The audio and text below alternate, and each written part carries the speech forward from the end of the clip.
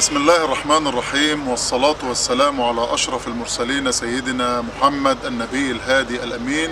أعزائي المشاهدين والمشاهدات، النهاردة ليلة جميلة من بداية ليالي رمضان، والنهاردة معنا شخصية جميلة، شخصية فنية، شخصية محبوبة من الجميع، الأستاذ عبد الحميد قشطة. أهلا بيك يا أستاذ عبد الحميد ومنورنا النهاردة. اهلا وسهلا بك يا استاذ محمد، لي عظيم الشرف. اهلا وسهلا بحضرتك. اول ما هنسال الاستاذ عبد الحميد، عايزين نعرف من هو الاستاذ عبد الحميد قشطة. انا اسمي عبد الحميد مصطفى قشطة، معلم تربيه موسيقيه، خريج معهد المعلمين،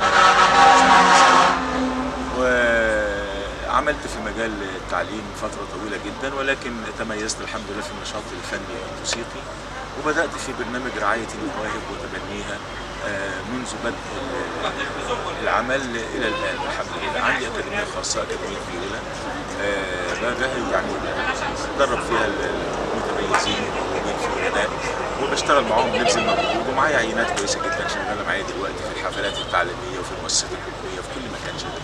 حضرتك في الصغر طبعا ذكرياتك مع رمضان ايه؟ يعني كنت وانت صغير ايه اللي كنت بتعمله؟ الزينه والحاجات الجميله لا هو يا استاذ محمد، رمضان زمان ما كانش عندنا زينه، كان زمان عندنا فانوس صاج صغير كده بتحط فيه الشمعه ونربطه بقماشه عشان حراره الشمعه بتسخن الصاج بتاع الفانوس يقطعنا، فكنا نربطه بقماشه كده ونلف بيه في الشوارع.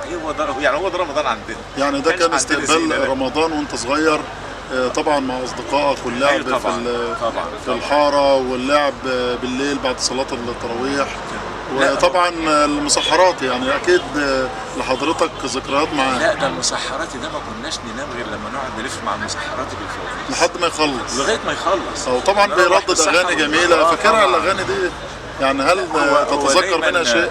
هو دايما كان بيفتكس حاجات كده ويألف كلام كده ارتجالي من دماغه باسماء الناس اللي بيعدي على بيوتهم، لانه ما شاء الله كان حافظ البلد كلها باسماء الناس اللي بيعدي على بيوتهم، يقول اصحى يا فلان واعمل كذا، واصحى يا علان كده، كل واحد باسمه يعني. كانت ايام فعلا جميله وذكريات رائعه فوق الرائعه. حضرتك وانت صغير اكيد رحت الكتاب، هل تتذكر اسم الشيخ اللي كان بيحفظك القرآن؟